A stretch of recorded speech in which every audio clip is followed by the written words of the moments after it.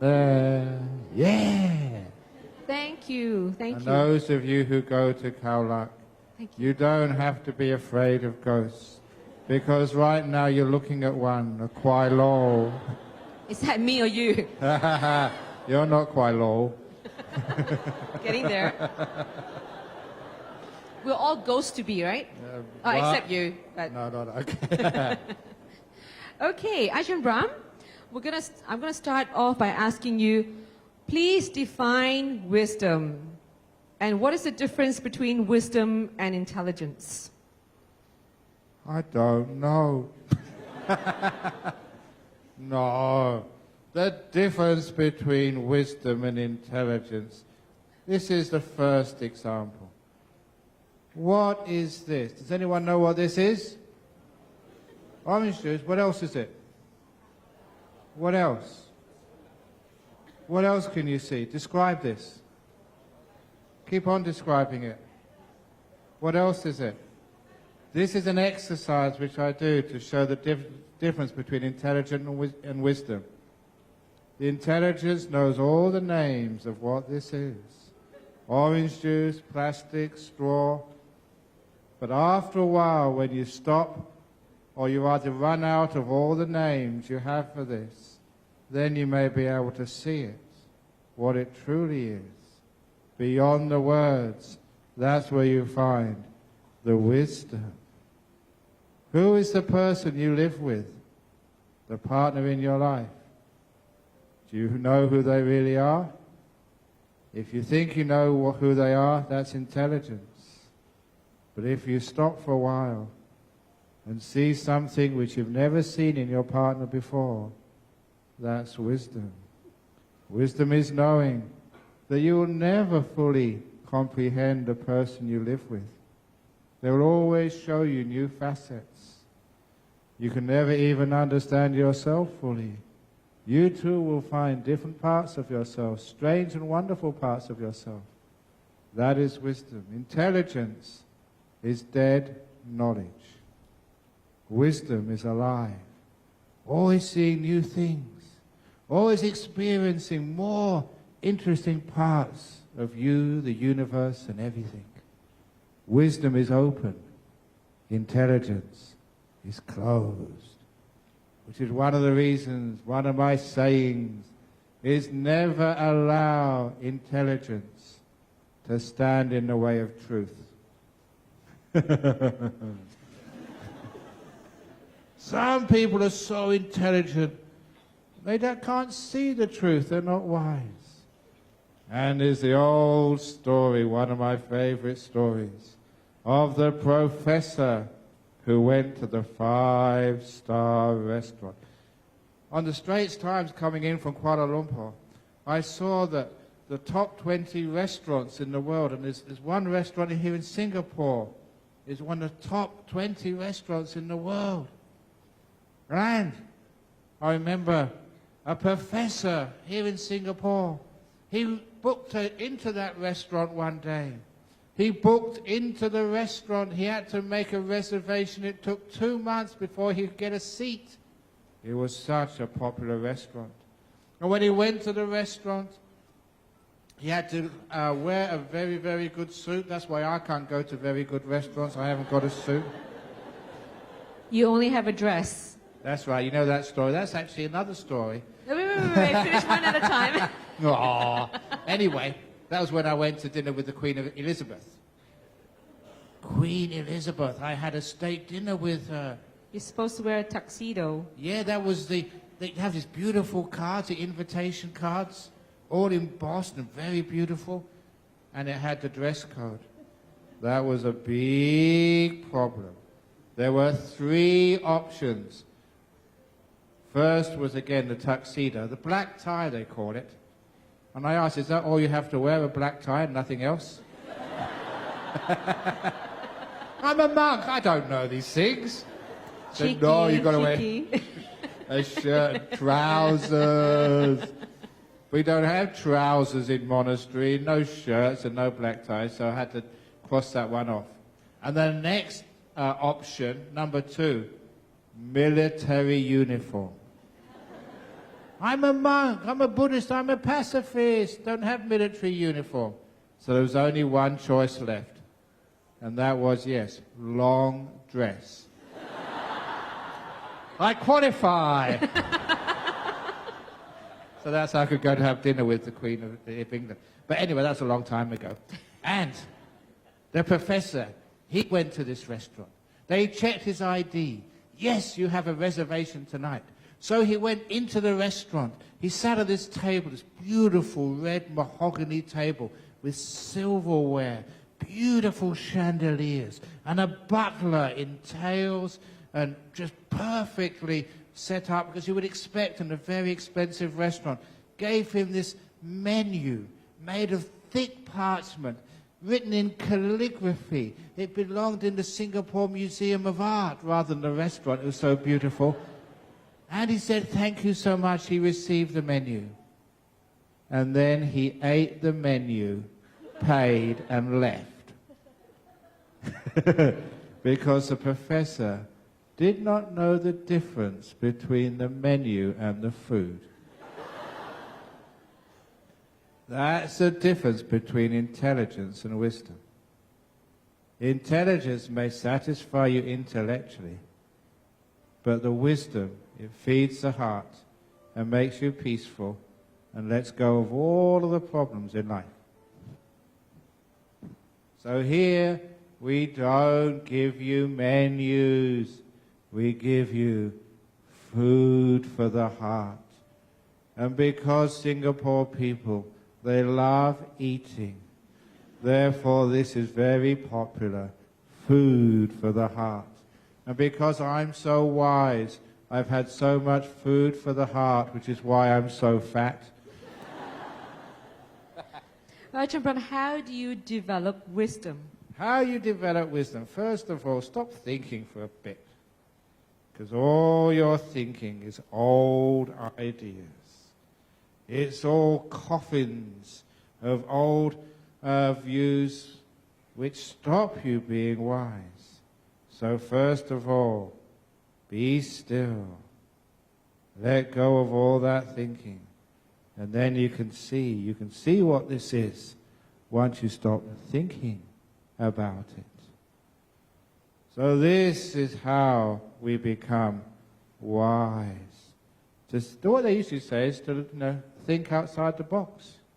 It's very easy for me to think outside the box because I live outside the box. I'm weird. So how you develop that wisdom is instead of thinking, you learn how to see. And let wisdom come. A good example of that, many good examples of that, is when you're making a decision in life. How do you make those decisions in life? Thinking about it just makes you confused. This is a wise way of making decisions, not to think about it, but to feel it. And this happened in Oslo. I think I told the story last time, but who cares? I'm telling it again. Look, the reason why I retell these stories many times is because when you ask questions, you ask the same old questions again and again. It's only fair. You ask the same questions, I give the same stories. Okay, go on then. Okay. When I was in Oslo giving a talk in October, one of the questions, it was in Oslo University, this student put their hand up and said, I have to make a very important decision in life. How do I make those decisions? And I looked at her and I said, well, let's make it a bit more concrete. Let's give an example. Suppose the decision you were thinking about was, should I marry my boyfriend? And as soon as I said that, her jaw dropped. Her hands went to her face, which went bright red. And she turned around to the boyfriend sitting next to her. I'd sussed her out. That's what she was thinking about. And she was so embarrassed. I told her boyfriend what she was thinking. That's because you use your psychic power. But be careful. Don't ask me a question like that. Otherwise, you'll be found out too. But anyway, I said it's very easy. If you are making such an important decision in life, something which will define your happiness or sadness for so many more years, you've got to make the decision with wisdom, not with thinking. So the way to do it is to toss a coin.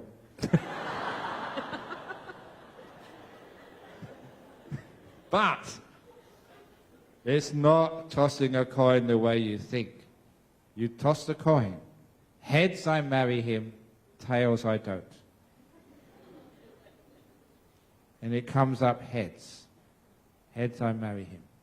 And you think, 2 out of 3.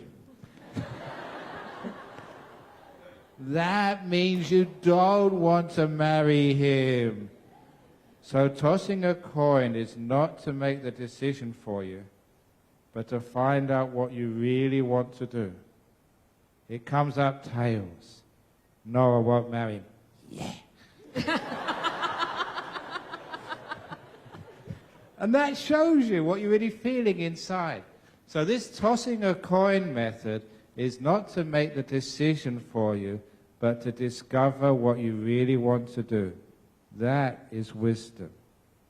I know it's so difficult sometimes making these decisions. We think. We just get more headaches, we get more stupid, and usually we just get paralyzed or we make a decision that's the wrong one. But this one, where you come to your heart and you feel it in here, that's what the coin tossing does. You begin to feel it in here. That is wisdom. So later on, we're going to put a stack of coins here. If you're going to come and ask Ajahn Brahm, should I do this or not? We'll ask you to toss the coin. Very good. So Ajahn Brahm, why is it where the most intelligent people are the ones who can't handle depression? They're the ones who are likely to be more suicidal. That's an excellent question, because that's a really good point. The people who think that much are the ones who see so little. And that's the trouble with our education system. You become great thinkers and analysts. And a lot of time in modern education, you just repeat what other people said, and that's where you get the marks from. You don't do new things. You don't innovate. You don't see for yourself. That's, to be serious, that's one of the reasons why I left Cambridge, left the academic life. I could have gone on to do research, but I left that because in a place like Cambridge University, you could hang out with people who won Nobel Prizes. These were brilliant people, but it surprised me. They were so intelligent, say in theoretical physics, but they were stupid in life. A good example, I'm sure he won't mind me saying this, one of the most famous physicists I've ever met was Sir Roger Penrose. He is the man who discovered black holes. He is Mr. Black Hole. And when being in Perth, I know all the physicists there, I got invited again to a dinner. I don't eat at these dinners, I sit around and talk to people all the time. But anyway, but it's really torture. The only dinner I never accepted was to Amnesty International. They're having, I think, a 50th anniversary of the Universal Declaration of Human Rights. They invited me to the dinner to celebrate it, and I said, on principle, I cannot accept. Because you're Amnesty International who fight against torture, and you're inviting me to sit in a dinner and watch you guys eat when I can't eat anything. That is torture. And someone like Amnesty International should never be inviting me. But I wrote that to them. They thought it was very funny. But anyhow, all these dinners I've gone to, I went to the dinner with Sir Roger Penrose. Now, he is really famous. If there's any physicist here, or anyone inside, that is one of the leaders. He's up there with Stephen Hawking. Brilliant guy. But when I started talking to him, he couldn't hold a conversation with you. Other people tried to talk to this famous man, and after a while they all gave up. And after about half an hour, he was standing like a wallflower. Everyone else was enjoying themselves. I was talking to some lady from NASA about some amazing stuff going on over there, really interesting stuff. but he was socially inept. Now that's one of the reasons that you can see the difference between intelligence and wisdom. Brilliant in a small field, stupid in life. And I thought that if you really are going to have a happy time and have a life which has meaning, be wise in life.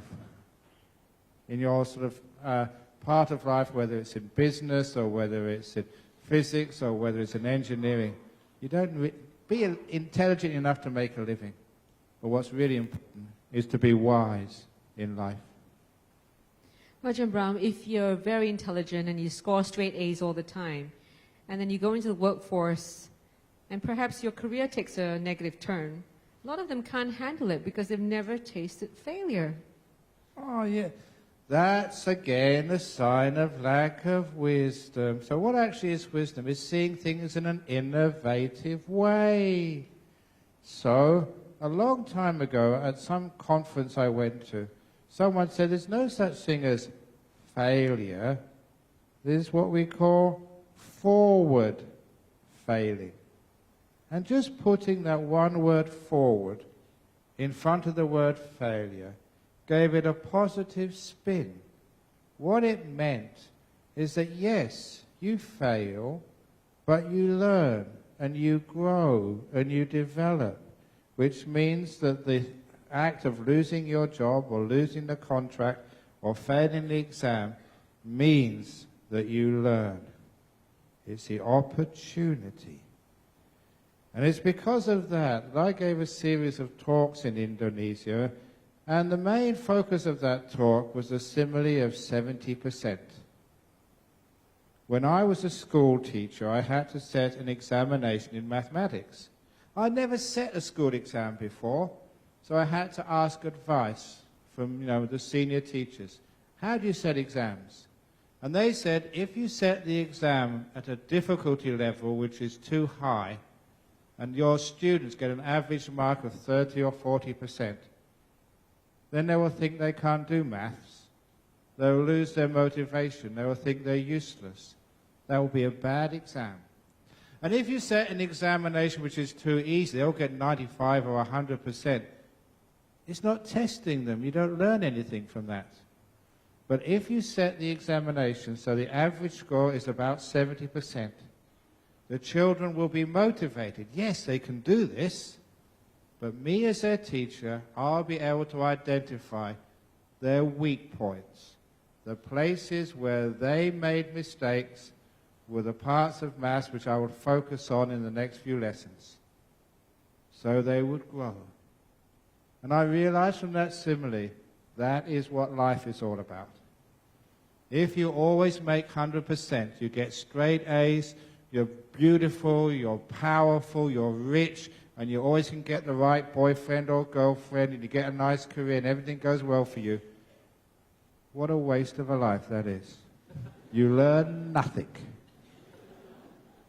And also, if you can't get any girlfriend, no boyfriend, you can't even get one A, not even in sport or whatever else you do at school, and you really have a difficult time, then you really get depressed, and I can understand why. Usually for such people like that, you can't do anything in life. That's when I say, come and become a monk, I'll look after you. But You not were a all straight monks started A out like that. student. Yeah, I was straight A's. But this is what happens if you are about 70% in life. Yeah, you have success, but you have some failures. Those 30% where you fail, that is where you learn. That is the important, juicy part of life. That's where you get wisdom from. How many times have I said this to you? Almost every time I come to Malaysia. The treading in the, and again you're going to, I know Addie says I shouldn't say this word, but I think she's given up on me now. Treading in the dog shit. You go home from here, she's going to tell me off again, but I've already said it, so it's too late. Treading in the dog shit on the way home, never scrape it off your shoes. Intelligence is scraping off your shoes. Wisdom is keeping it on your shoes until you get home. And then you scrape it off under your mango tree. I had mangoes this morning. They're very juicy. There must have been someone who followed my simile. Because if you scrape it off under your mango tree in the back of your house or in the common area or in the nearest park, 1 year later, those mangoes are going to be sweeter and juicier than ever before because of the dog shit. It's fertilizer.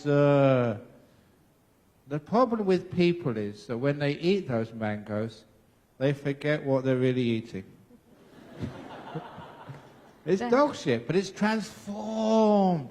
That's why the failures in life, when you lose your job, when your girlfriend dumps you, when your husband has a mistress, which happens really often, or someone commits suicide, that is the dog shit of life. It's smelly. It's really, you just don't want to keep it on your hands. It's awful stuff. But if you know how to use the failures of life, you create these incredibly juicy and sweet mangoes. You become a much wiser, kinder, full human being. It's the failures, the 30% where we fail. If we realize that that is forward failure, and that is part of life, that's the juicy part of life. We put Ajahn failure Brahm, in a different situation. the benefit only comes if one can take part of the responsibility or to recognize how one has contributed to the failure or the situation. But most times, people just want to blame other people for things going wrong. Yeah, but sometimes with suicide, we just blame ourselves. That is a really weird stuff. Because it's not your fault. It's not her fault. It's not your parents' fault. It's not the government's fault. Whose fault is it? Our fault. It's a wonderful thing about life and relationships. If you commit suicide this evening, it's probably my fault for not giving a good talk this evening or telling those old jokes again and again and again. Just like the joke of the bear. I told the bear joke, did I? The bear and the magic duck and the rabbit last time. Because I told this afternoon. And people, at the prison, I went to Changi jail this afternoon. So, it's really rough in the jail there, so I decided to cheer them up, tell them the joke about the bear, the rabbit, and the magic duck. Because once, and this is a good example, the difference between intelligence and wisdom. Once there was a bear and a rabbit who lived in the forest. And they were always chasing each other, usually the bear chasing the rabbit. They were just enemies. And one day they were chasing each other through the forest, making a loud noise. And they went right past the lake where the magic duck lived. And the magic duck was really fed up. You destroy the tranquility and the peace of this forest. Listen, you two. If you promise not to chase each other and live in peace and harmony, I will give you 3 wishes each. And the bear looked at the rabbit, and the rabbit looked at the bear. They shook their heads. Okay. So the bear had his first wish. Mr. Bear, what do you wish? And Mr. Bear said, I'm a man. It's really hard to, a girl bear these days. So, I wish all the bears in the whole forest are all female, and I'm the only male. You know what men are like? Well, you soon will, because the magic duck went quack, and at one quack, all the bears in the whole forest were female, and he was the only male. Wow.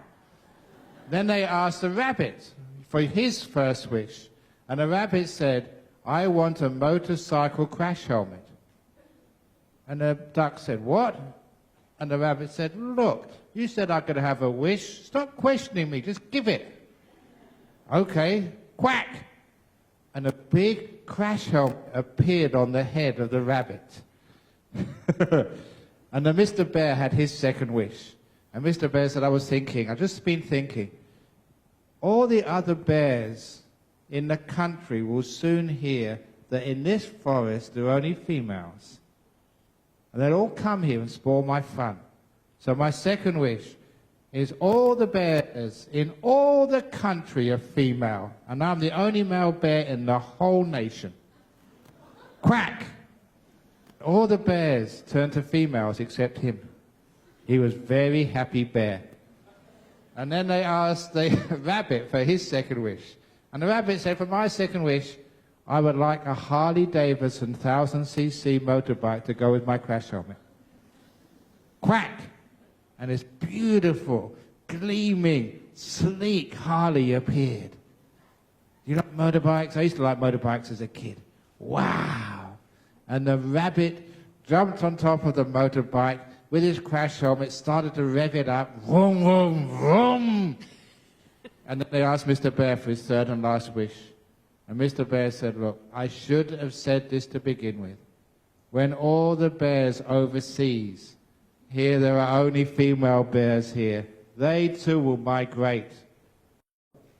May all the bears on all of planet Earth be female, and me the only male. Quack! And it was like a miracle. All the bears in the whole world were all female except him. He was the only male bear. And then it was the rabbit's last wish. And the rabbit on his motorbike, ready to make a quick getaway, said, my last wish is that Mr. Bear is gay.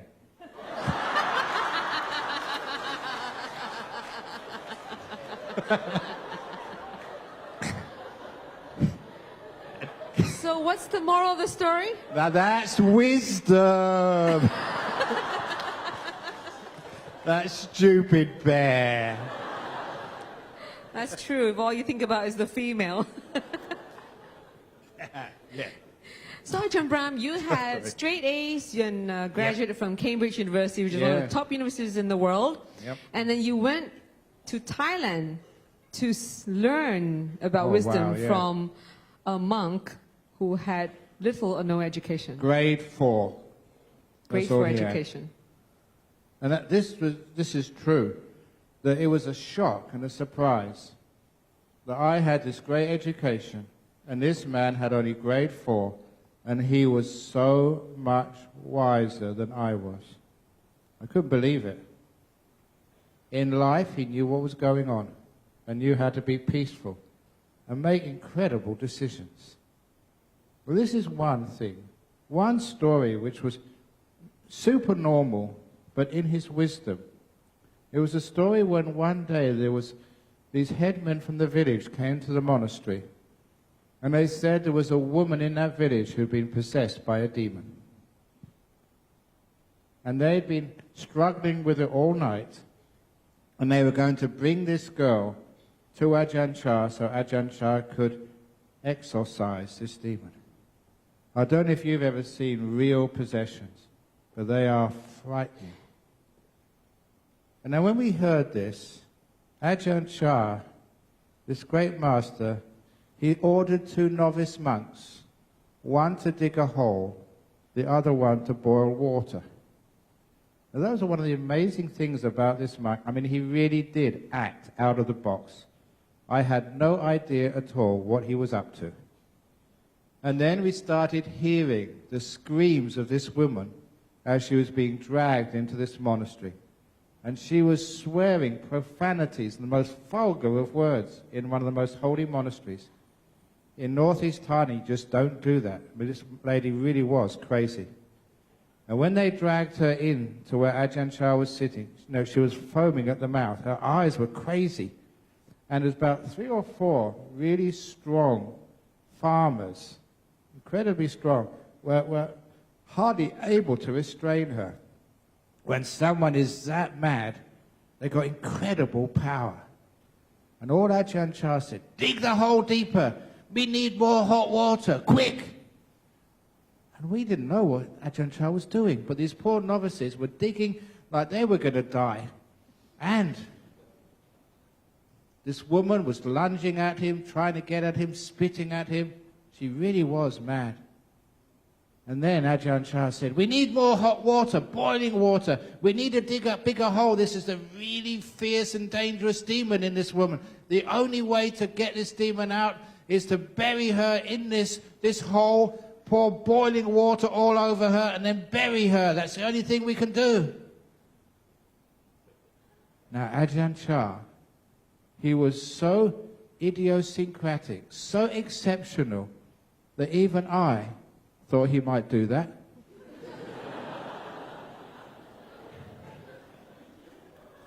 More importantly, that girl thought he might do that. She started calming down. And before the hole was dug and the water was boiled, she was sitting as calm as anything, exhausted, while Ajahn Chah just gave her the precepts and a blessing, and they calmly walked her back to the village to have a rest.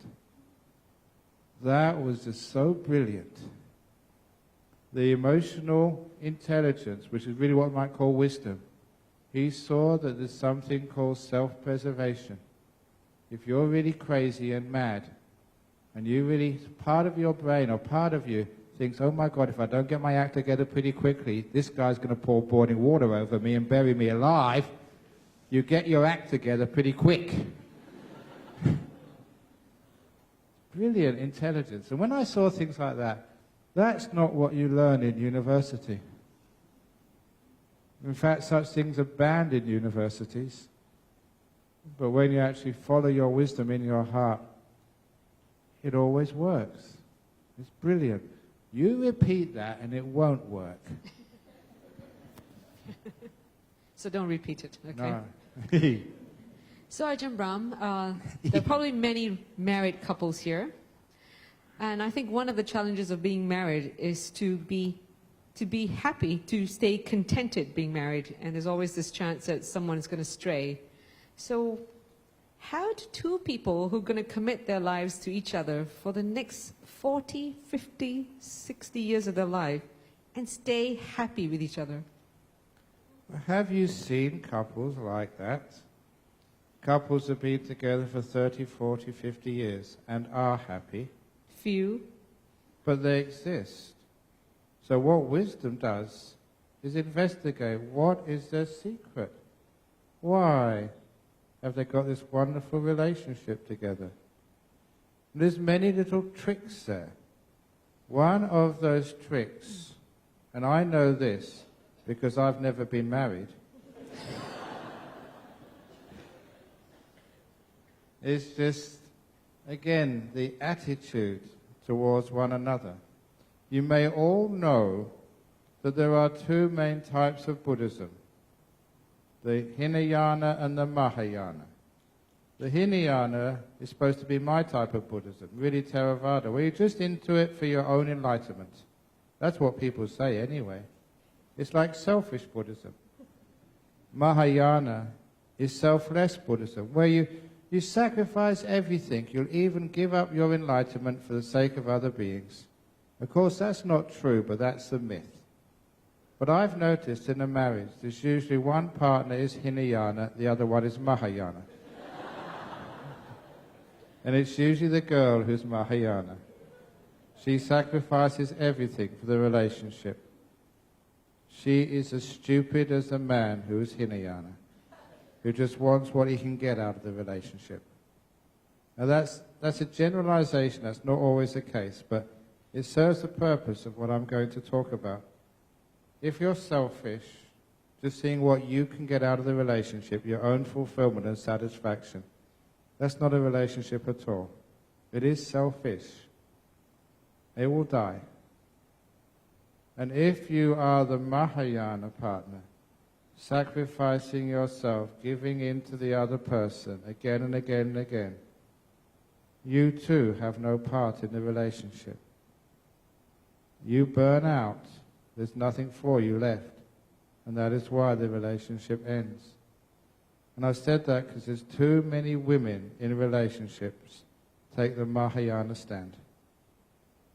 And as I said, in Buddhism, in real Buddhism, and I know what I'm talking about, There is no such thing as Mahayana or Hinayana. There's just Buddhism. That's all. And Buddhism would always teach you the middle way. And the middle way is being able to look at your partner and say, this marriage is not about you. To look at yourself, it's not about me. It's about us. A marriage, a relationship is about us. So I tell you, don't think of yourself and don't think of your partner. It's all about us. You have a part in it. But it's not only you, it's us. Which is why when there's a problem in marriage, whose problem is it? Our problem. It's not my problem, it's not his problem, it's not her problem. It's our problem. That means you're actually building up a relationship. You're working out these things as a pair. Too many marriages end when we blame the other person. It's your fault. You're not spending enough time with the family. You're spending too much time with the BF. That is wrong. That's blaming another person. Or sometimes we blame ourselves. Oh, I should not have been at work all the time. I should have spent more time with my family. No, it's not your fault. It's always and always will be our fault. The worst thing about a marriage is the way people speak to each other. There's an old story that in the first year of marriage, the wife listens to the husband. In the second year of marriage, the husband listens to the wife. In the third year of marriage, the neighbors listen to both of them.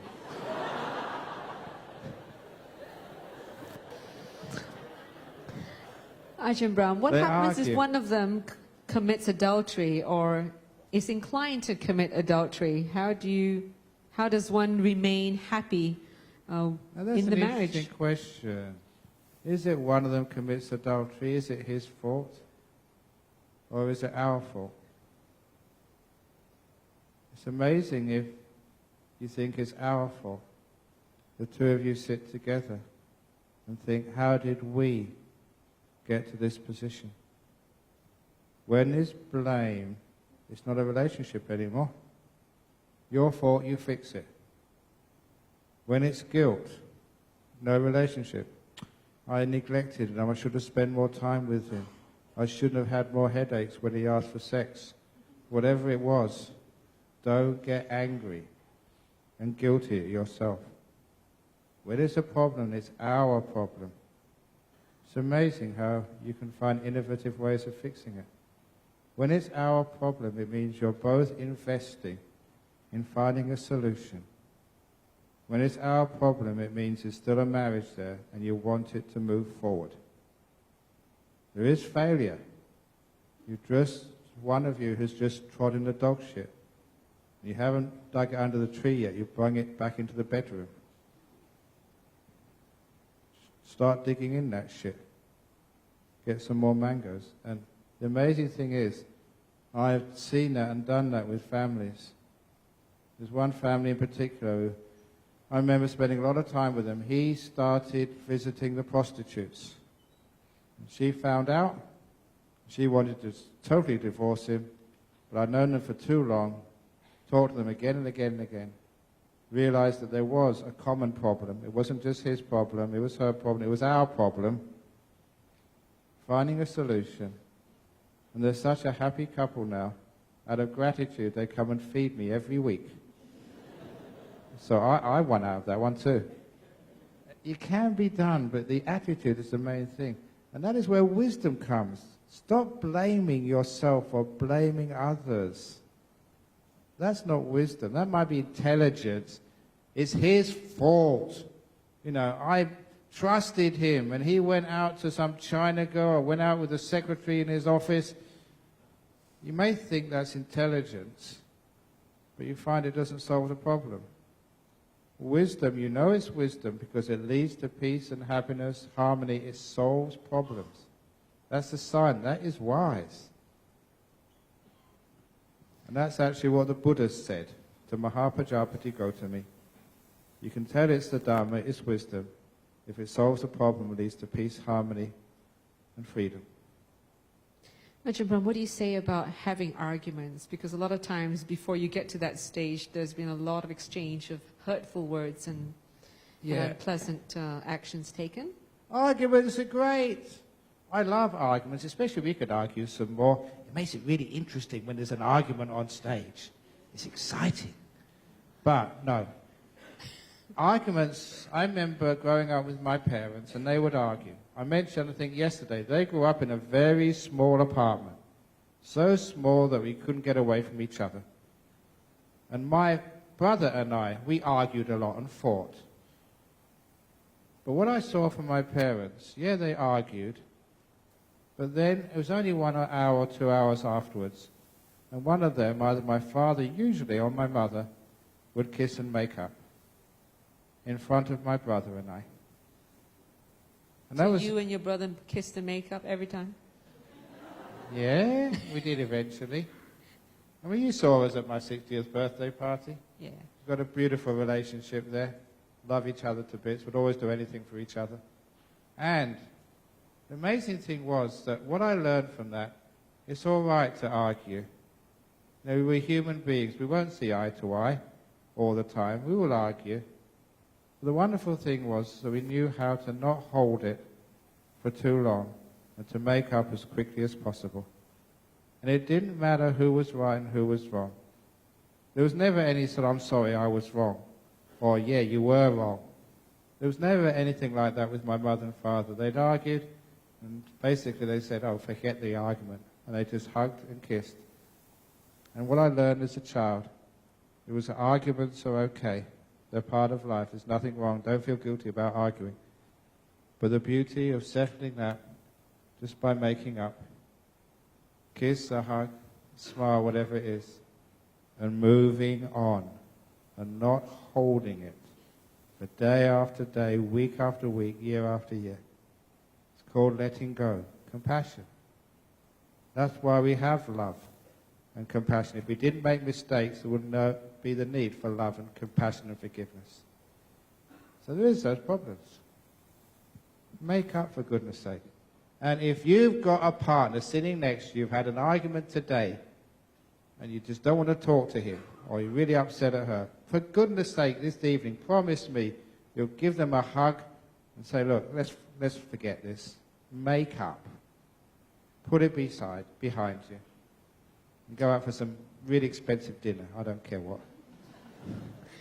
Ajahn Brahm, there are couples that may not have stayed together, they have split up.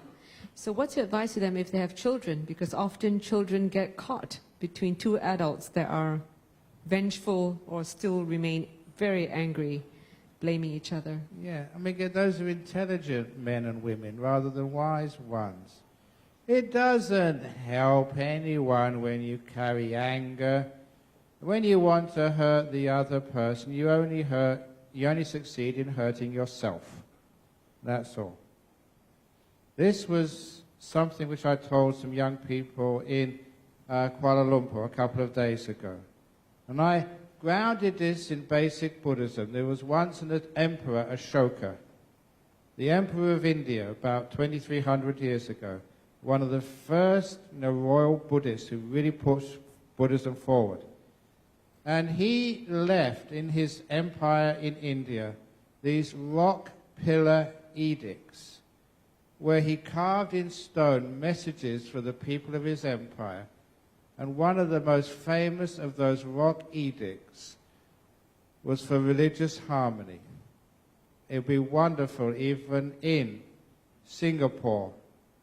We could actually copy that in a big rock pillar so every person of every religion could read that and practice it. And what it said was anyone who criticizes another person's faith only succeeds in degrading his own religion. And that was so wise. If you criticize Christianity or Islam or Buddhism or Mahayana or Theravada, that says more about the person doing the criticism than the object of their criticism. It demeans the value of their faith when they criticize others. And that could be extended to families as well, especially with going through a divorce. You criticizing, using the kids as a wedge between you and your ex, all that really does, it says much more about you than it does about your ex. So remember that edict. Criticizing and putting down other people out of anger, that says much more about you as a person than the person you are venting your anger at. Don't do it, stupid. And also, don't go around criticizing other religions. You've heard me many, many times talk about the simile of the old man and the violin. I'm not going to say that because that's in the book. But certainly, when you respect another person's religion, that enhances your own faith. You're someone who really understands tolerance. And that's an important part in the growth of wisdom in our world. And perhaps changing gears, I think today most of you have heard the news that very young talent Emma Yong has passed away from stomach cancer. She's an actress. And I think it's always hard to deal with losing your loved ones. So what would be the wisdom that we need to apply whenever we lose someone very dear to us? You never lost them. You gained them. It's amazing we say, what a great loss it was, she's died. What a great gain it was for Singapore that she lived for so many years and entertained people for such a beautiful, high standard. But she could have lived longer. Because she could have lived shorter. Who knows? But instead of looking with negativity, we look with positivity. Didn't I say yesterday the simile of the concert? No, we didn't touch on that. Okay, because this is the Buddhist, I think this is probably what Angie was getting at, because this was a wisdom which I developed with my own father's death. Now, I often mention my father. He was a role model and a very good one. And of course, I loved him to bits. I love him to bits these days. He died when I was only 16 years of age. And I remember my mother died just a couple of months ago, and it was like nostalgia, the same crematorium and the same Mortlake Cemetery in West London on the River Thames. We went there, same chapel, hadn't changed at all. So it's just memories of when I went there for my father's funeral. But when I went there for the funeral service, I never felt sad. I never cried. I never cried since. I never felt sad at my father's death, even though I loved him very much. And other people thought I was strange. So I thought about that when I became a monk. One of the great things of being a monk is you have time. You have time to contemplate and think and meditate and work out what all these things really meant. Eventually I came up with an understanding of how I felt. Remember, it's very hard for a young man, especially a male, to understand their emotions. But when you meditate, you really get to know them. And the way I got to know the emotion I felt at that time was comparing it to another emotion which was almost identical. And I came up with the wonderful simile of the concert. Because as a young man growing up in London, I loved music. I went to see the Rolling Stones when I was 11 years of age. I remember seeing the very first concert of Led Zeppelin in the Marquee Club, Wardour Street, Soho. I loved my music. I used to watch rock bands. I remember going to the Isle of Wight concert a few times. I was a hippie. No, I didn't take drugs, but I had long hair and green velvet trousers, all that sort of stuff. You wouldn't believe I had long hair in those days. You can get the book that has got a picture of him with his long hair my mother, and a mane. That's why my mother kept on telling me to get my hair cut. When I did, she said, that's not what I meant. But anyhow, I remember even going to this concert in the north of London, and there was a band was playing, and I went with my brother. We talked about this at the 60th birthday party when he came to visit me. Only 6 of us turned up to watch. A tiny audience. And I expected the band to take a look, only 6 people listening to them, and go home. But they didn't. They played. It was almost like a private concert.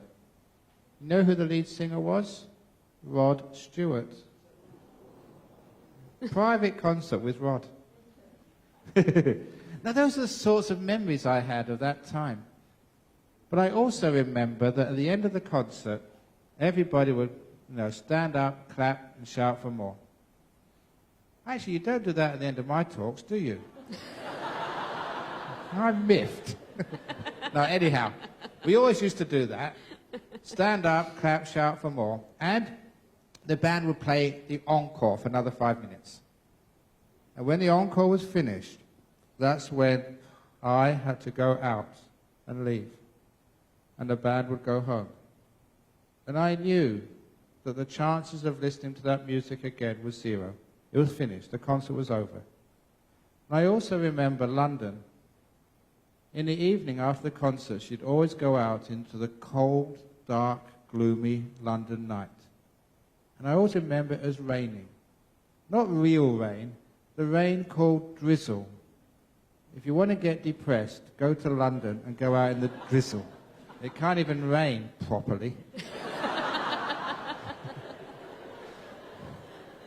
And it was always should have been depressing. But whenever I went out of those concert halls, knowing that the music had finished, and knowing I would never hear that music again, never once did I cry or feel sad at the end of a great performance.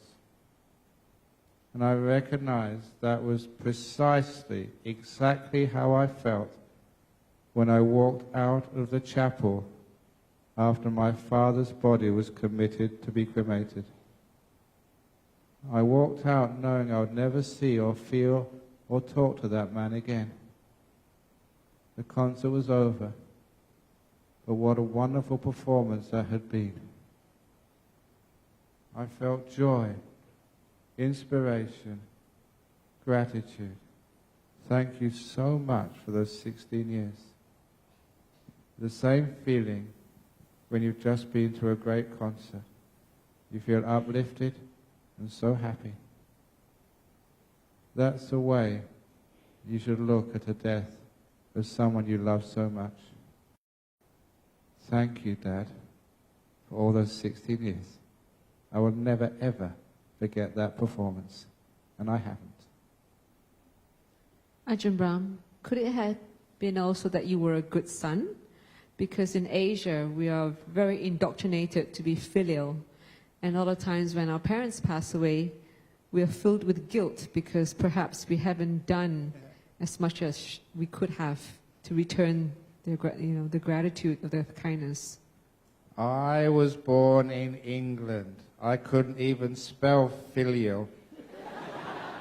Exactly. I certainly didn't practice it. That's why you didn't have any guilt. But I still felt guilty. You know the thing which I remembered afterwards, which did make me feel guilty?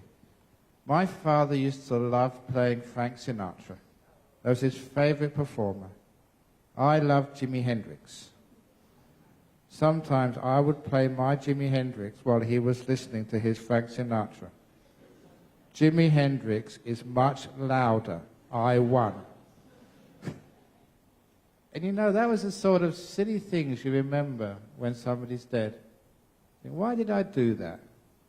My father loved his Frank Sinatra. I should have let him listen to it, even though I didn't like it. It's my father's favorites of music. I thought afterwards how cruel I was to my dad. And he would never tell me off. And after a while, that sort of made me feel guilty. But one of the things I did, that was real guilt. One of the things I did was actually to one day, again, being a monk, I didn't have a photo of him, I just visualized him. I went into the hall in the temple, visualized him, and said, Dad, for all those times, I treated you like that. And this was just an example, the sort of thing, like a young boy growing up, competing with his father. All those times I played my Jimi Hendrix records so you couldn't listen to your Frank Sinatra. All the times I irritated you and hurt you. I'm sorry.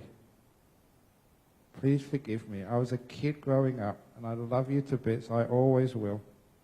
Please forgive me. I did that with really sincerity. I meant it. And I just saw in my mind, the picture of my father, what he would do. He said, of course, you're a boy growing up. I probably did worse when I was a boy. Just really straight forgiveness, because that's a parent's love. Can forgive anything, no matter what your kid has done. There's a beautiful feeling of finishing off that guilt. I'd been forgiven. And I could say, well, I was imperfect. I learned from that. That was my 30% mistakes. I wasn't a bad kid. You know, once that my father almost beat up my teacher at school? The reason was, I went to, I'm going personal now, but it just shows you my father, my relationship with him. I went to just the ordinary poor people's school with lots of migrants. But, I did well and got top of the class and got a scholarship to this very good school in West London, Latimer. The best school you could possibly get to for my position, scholarships all the way. And when I started off, I was, not very good, but then, the old small fish in a big pond. But I worked my way up and started to come top again. And that's when one of my teachers at the Parents' Day told my father, your son is very intelligent, he'll probably go to Cambridge University. That was the first time I was spotted by one of the teachers. And my father got really angry and almost had a fight with the teacher. He didn't want me to go to university. And the reason was, it was taking his son out of his world. My father's world was the pub. It was, the soccer stadium. It was, working in a certain class of people. And Cambridge University was the elite, the highly intelligent, the aristocrats. He thought the university would take his son away from him. I understood that. That's how much you love a son. You just want him to be in your world as long as possible. As they had this big fight, I was told by the other kids, because the parents told the kids and the kids told me the following morning in the playground. And the teacher took me aside and said, do you want to go to university? I said, yeah, sure. And my father obviously relented. It was just a reaction. When you love someone so much, you want them to be in your world forever. But he was wise enough. No, off you go. But Ajahn, how do you deal with parents or people around you who are not wise enough and they hang on to you or you hang on to them? Well, this is it. I was very unfortunate to have such a good dad, because I didn't learn as much as you guys did. It was an 80-90% dad instead of 70%. Because sometimes my father, he told me his experience. His father, my paternal grandfather, was someone who was totally absent from my life. My dad never talked about him. It was only later on when I squeezed it out of him. I said, well, come on, you must tell me about your own father. He's my grandfather. I know he died a long time ago, but I need to know about him. So my father decided to open up. First of all, he said, your grandfather was a bastard. That shocked me. That really was like a hammer. What do you mean? You can't talk about your dad like that. And then he explained. He was brought up in Liverpool in the Depression years of the late 30s. And my grandfather was a plumber, just a very, very menial job. And after work, he would come home drunk. Really drunk and violently drunk. Get out his leather belt, and he'd whip any child who came close. My father's job was to not be there when he came home. But worse than a beating for doing nothing, was seeing his mother, my granddad's wife, then also being whipped with that belt. Domestic abuse in a time when there was no recourse at all. My father hated that. To see the mother just beaten almost every night for nothing, just because my grandfather was drunk. That's called a victim of domestic abuse. Psychologists tell me that usually people who have been abused like that will do the same abuse to their children. My father never did. He turned totally the opposite way. He told me, he said, when I was being beaten for nothing, he said, I made a resolution, I made a promise to myself, if ever I survive, if ever I have children, I will never hit them. And he never could. A couple of times he tried, but he just gave up. He just couldn't do it. We were naughty enough to deserve that, me and my brother. But eventually my mother had to get the slipper out, but father couldn't do it. And that's why I loved him to bits. He told me why. Because you're abused and hurt, it does not mean that you should abuse another person. You learn from that dog shit never to do anything like that to another being. It hurts. It really hurts deep inside.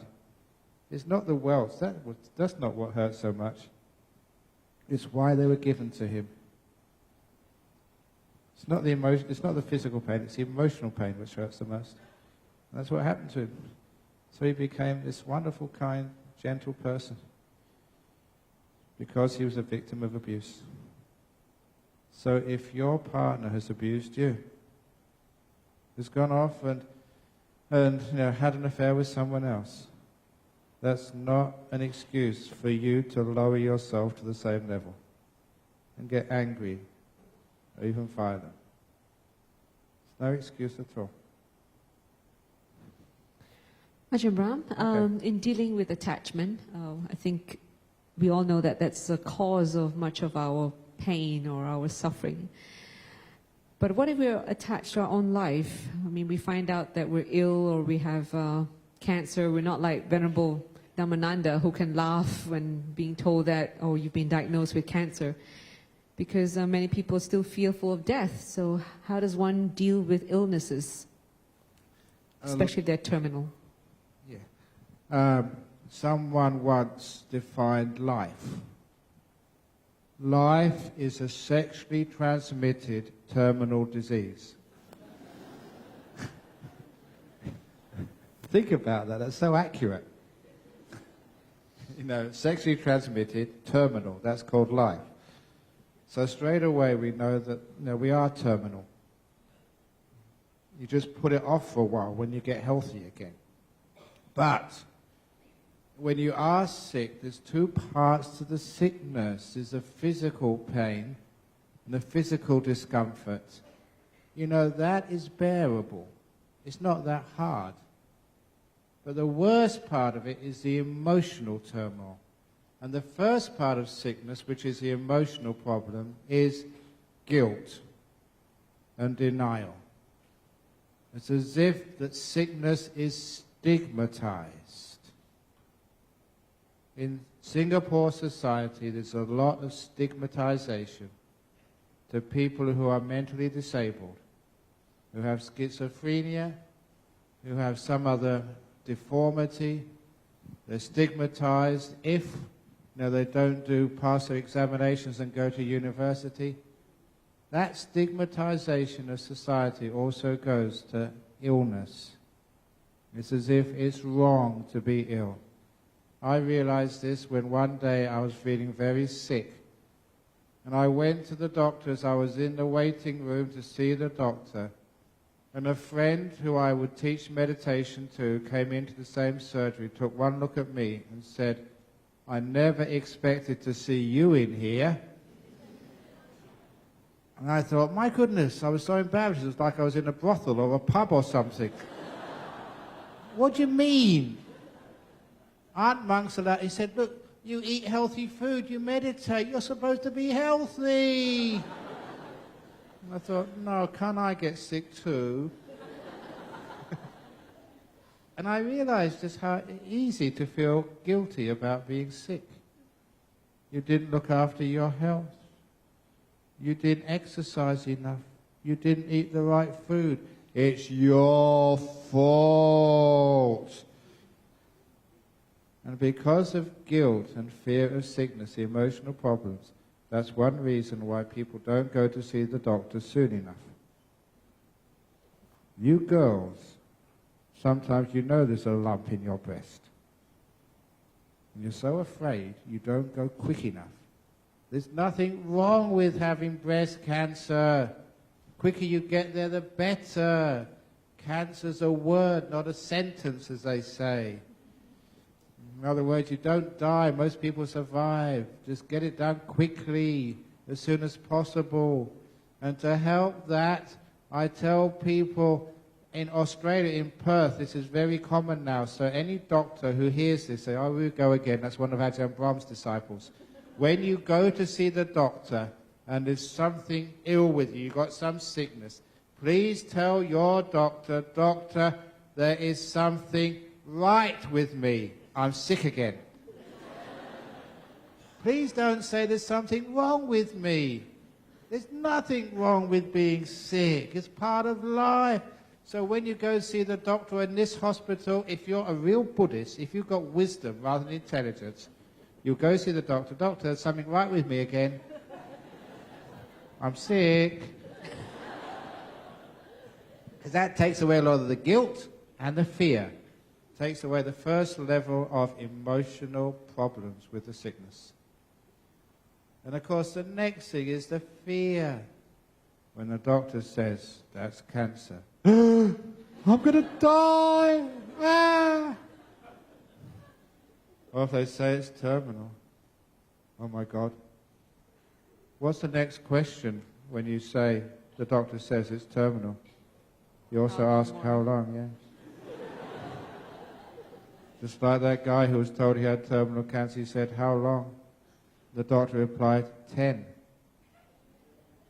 He said, 10 what? Months, years? And the doctor continued, 9, 8, 7, 6. That's terminal.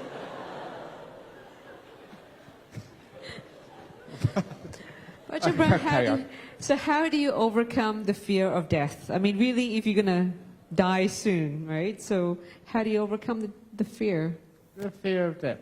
Look, you're Buddhist. You've done it many times. It's here we go again. Number 2, think, hooray, I've escaped the old people's home. I don't need to go there anymore. I'm going to die young. Do you like to go to old people's home?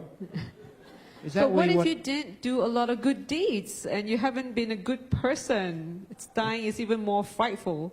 If you haven't done good deeds and if you haven't done a lot of bad karma, then the Buddhist fellowship, they've got this group who visit you and you can sign over all your assets to the Brahm Center, which really needs it. And if they such good karma, you can die happy.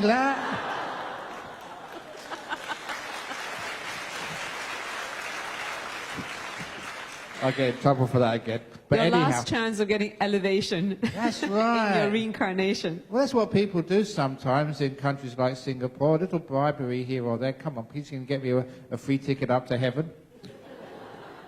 And I think we'll have to put a condition there. In case you don't die, we'll refund you. Because then you'll be too worried that you're going to be very poor because nothing left. But if you refund, you can refund in the next life.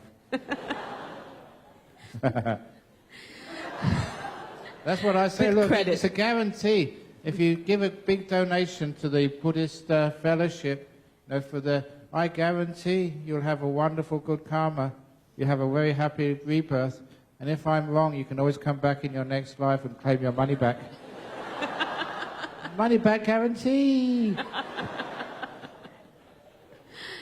Ajahn Brahm, we'll move to the next topic, which Okay. I think a lot of people probably do have issues with. Working, right?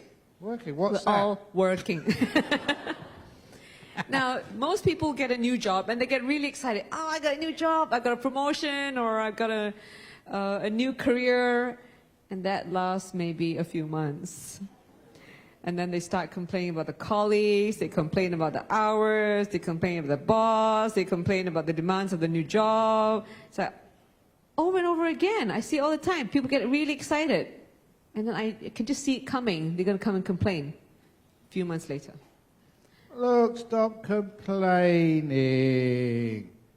When I was young monk in Thailand, first year, when we would travel from one place to another, it was in the back of a truck, just like you see here in Singapore. You know, the big tray in the back where all the workers sit, you know, and the big shots sit in the front in the cab.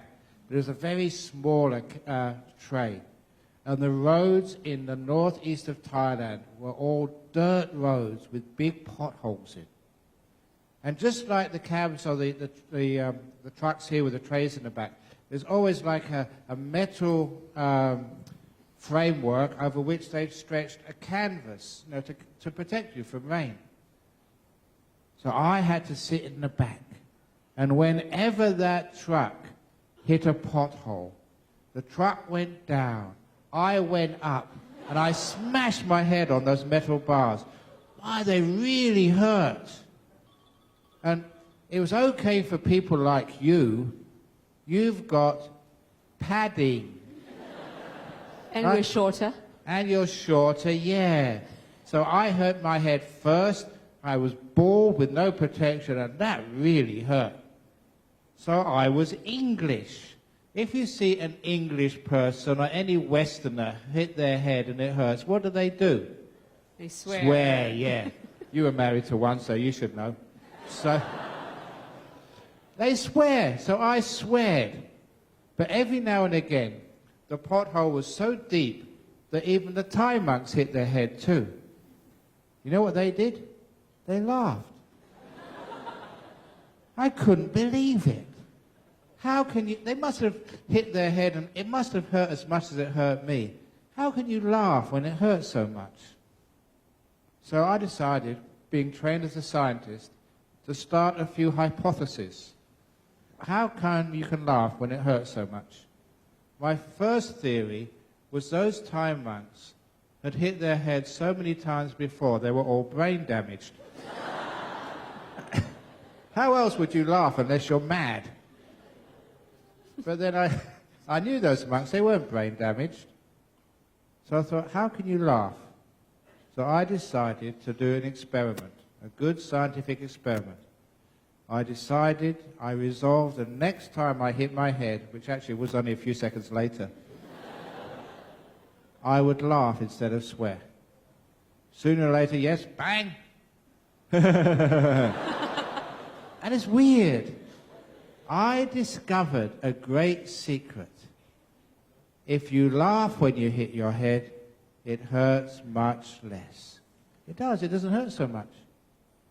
If you don't believe me, can you ask the person sitting next to you to please hit you on the head?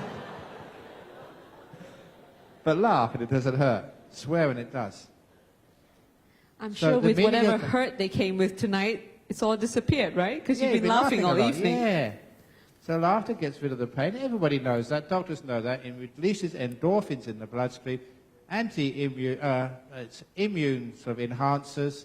You can't feel the pain. You've got energy, which means that when your boss hurts you, they don't hit you on the head. Well, sometimes they might, metaphorically. Anyway, they do. When they scold you, give you extra work. Instead of complaining, laugh. And then you don't get hurt so much at work. So when the boss says, here's extra work you have to do this weekend. I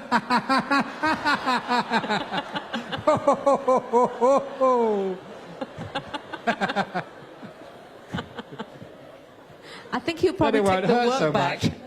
Because he probably thought you've gone mad. And then you will give the work to somebody else instead. Yeah! But it is true, don't complain about it so much. It's the complaining which is the problem, not the work.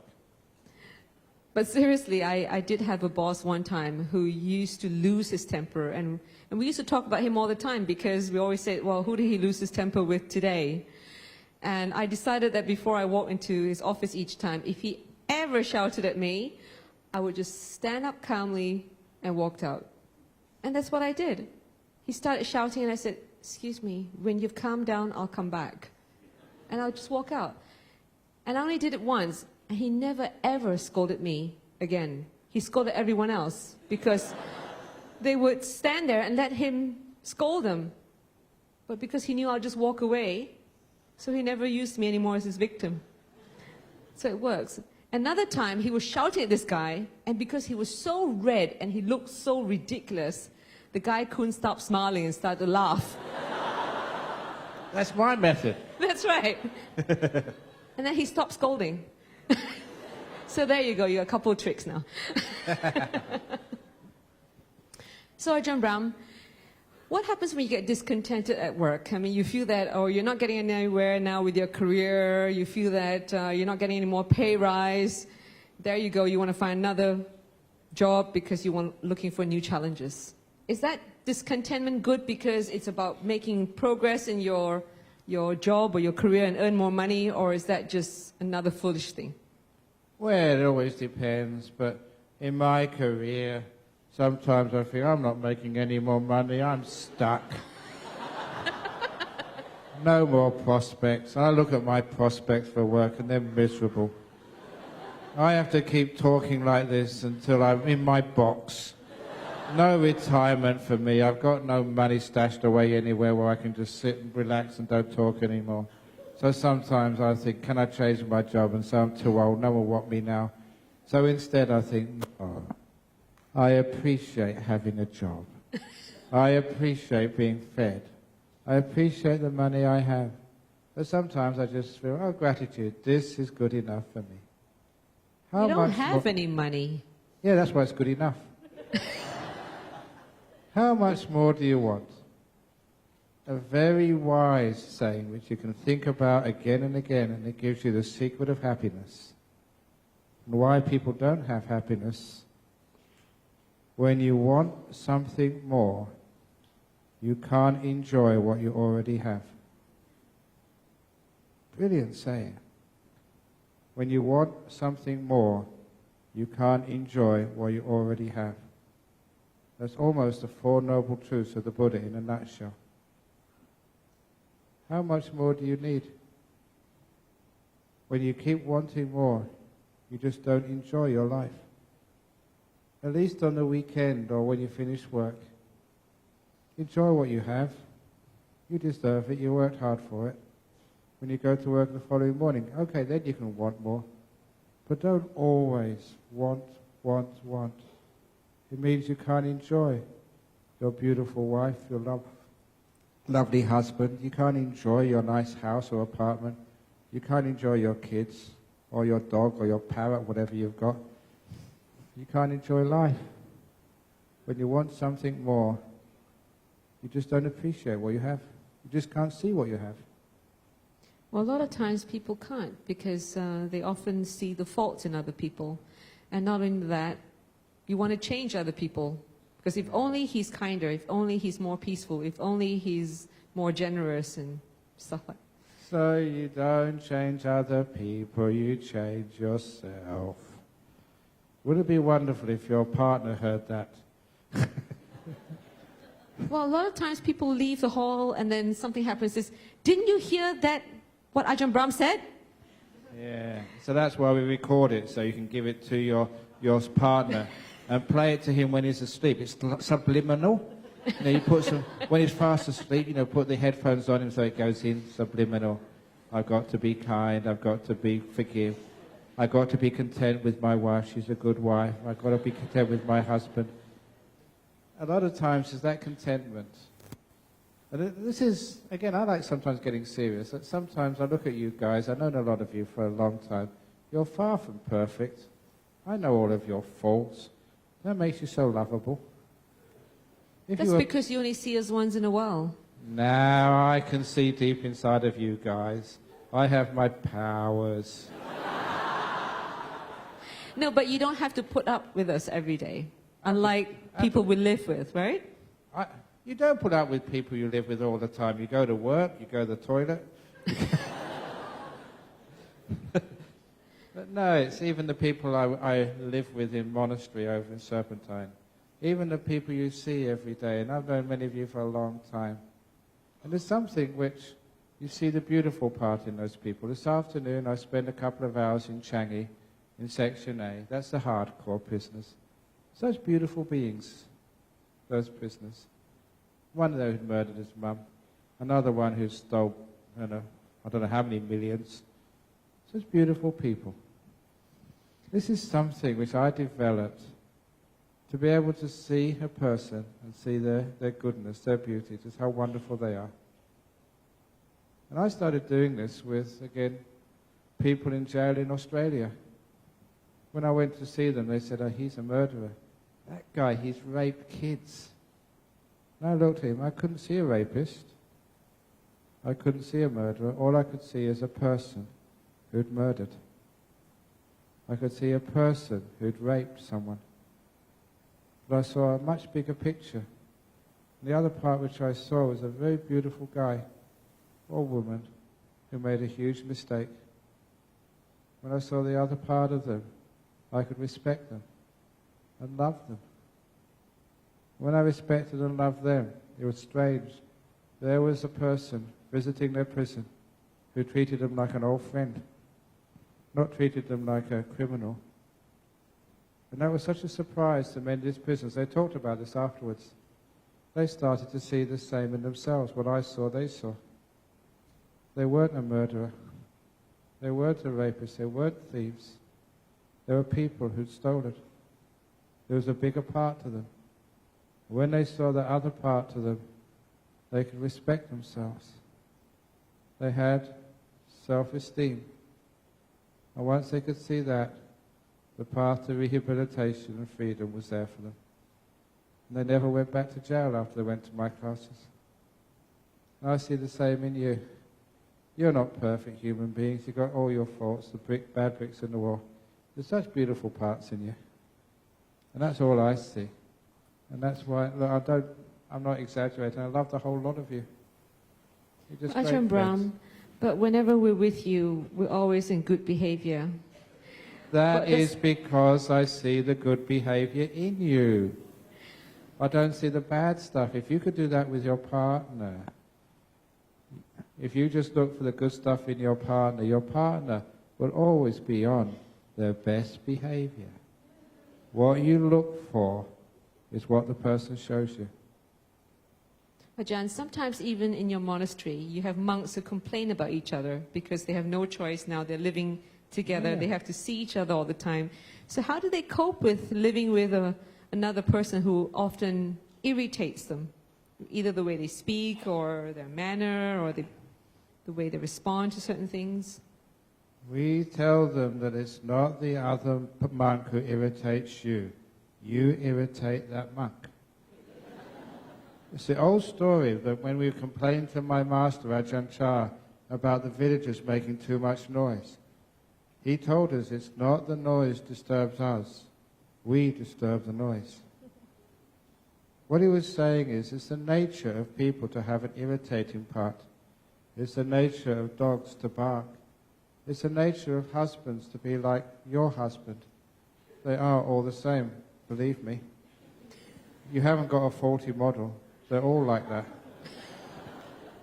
And the same with wives. You think that maybe if you can trade in this model for a younger one, you might have more fun, but it's exactly the same. Samas, here we go again. It's true, you know.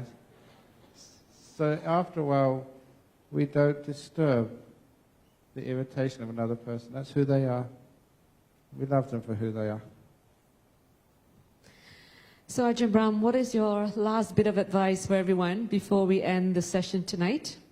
Okay, I think you can see it. Secret of happiness, the secret of health, now how to be happy and have no worries in life, is to deliberately see that beauty in yourself, first of all. Yeah, you've got lots of faults, lots of things which you think you should fix up. Don't fix them up.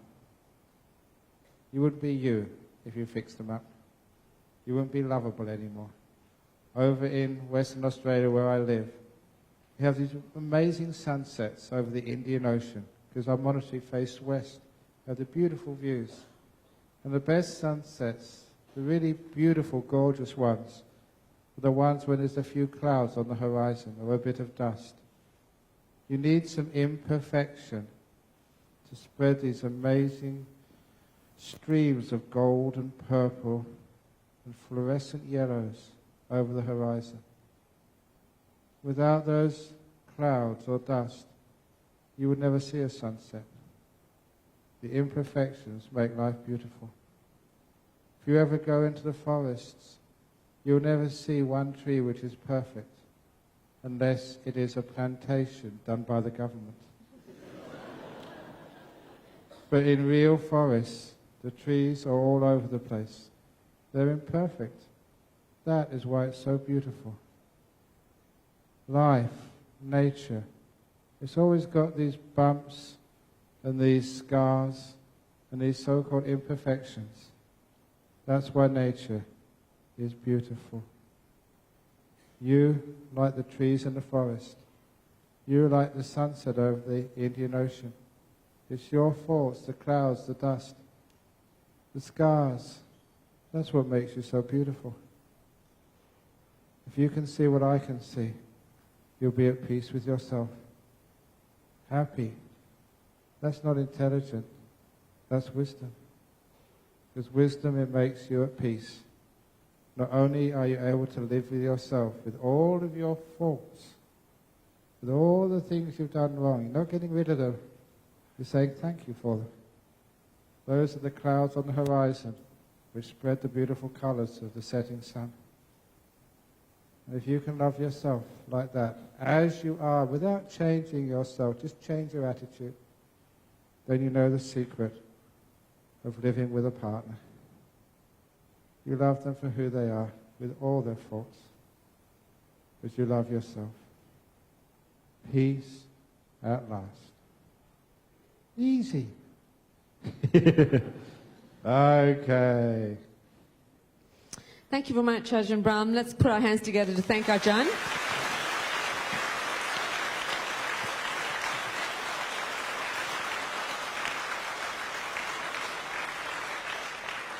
Do you remember the simile of the concert? Encore? We want more. We want more.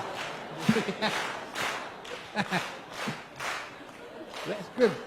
I like it. They're such obedient disciples of yours. No, they're fun-loving. They mess around like I mess around. Well, we are hoping that Ajahn Brahm will be back in July. We're planning for that. But of course, if you're coming to the executive retreat in June, there are still cheap tickets to get to Phuket. You might have to go one day earlier or Saturday evening, and I think there's only about $60 to fly on Jetstar. So do check it out and come and experience meditation. You can have the option of doing the easy part or the more blissful part where you don't talk for 5 days. It's a wonderful experience. That's when you find silence. And when you don't talk so much, you have a better chance of becoming wiser. Did you want to say something? No, it's okay. Carry on. Oh. Okay, please also join me to thank all the staff of the Buddhist Fellowship and also the volunteers.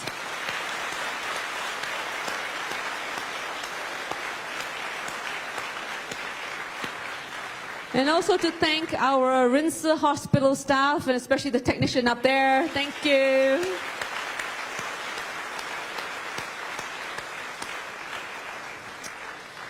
So the next few days, as I mentioned earlier on, Venerable Hasapana, who has arrived, will be giving talks. Venerable Hasapana, please rise. Woo.